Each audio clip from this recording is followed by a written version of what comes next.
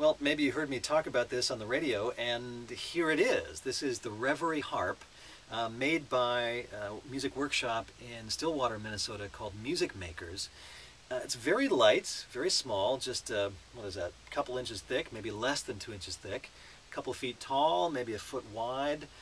I found that the first time I picked up the Reverie harp, I wanted to hold it this way so I could look at it. It has this nice mahogany top, has this beautiful sound hole, kind of like a guitar, but not just a hole. The folks at Music Makers designed this nice tree logo to go in the middle of the sound hole.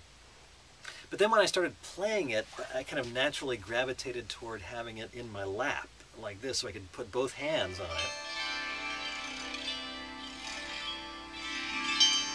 You get that nice kind of angelic strum just going back and forth, but one thing that's kind of cool about this is the way it's strung. You can see that the longer strings are in the middle and they get shorter on both sides, so that means the low notes are in the middle.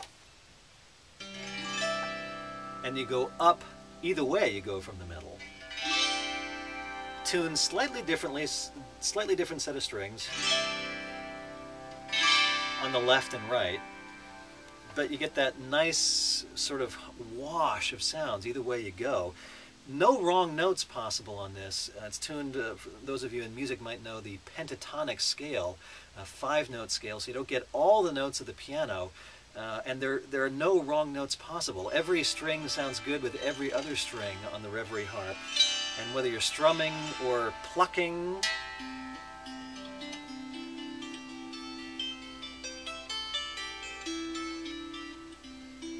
creates this very nice wash of sound. You can also make it sound almost like a hammered dulcimer. I have a couple of sort of gentle rubber-tipped pens here.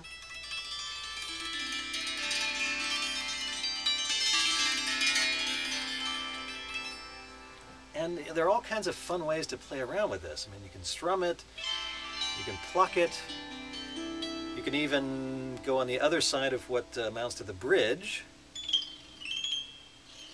get some other sound effects, lots of different things you can do with it. That is the Reverie harp, created by Peter Roberts and designed and built by the folks at Music Makers in Stillwater, Minnesota.